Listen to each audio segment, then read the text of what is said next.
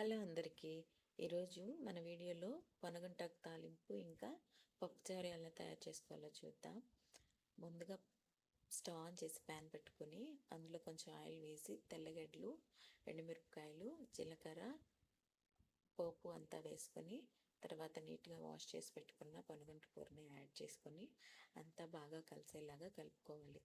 మూత పెట్టి ఉడికించుకుంటే కొంచెం తొందరగా ఉడికిపోతుంది.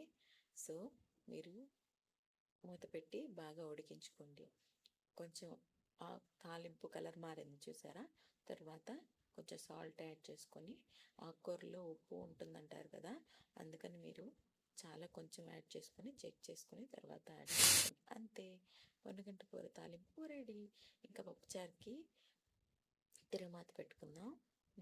తాలింపులో పోపు దినుసులు అంతా వేసుకొని జీలకర్ర, ఆవాలు, మెంతులు అన్నీ వేసుకొని కట్ చేసి పెట్టుకున్న ఆనియన్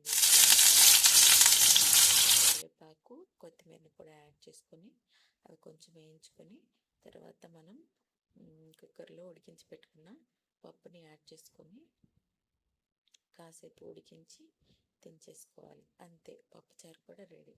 ఇంకా పొన్నగంటి కూర పప్పుచారు ఈరోజు మా లంచ్ స్పెషల్. వీడియో నచ్చితే లైక్ చేయండి, షేర్ చేయండి, సబ్స్క్రైబ్ చేయండి. బాయ్.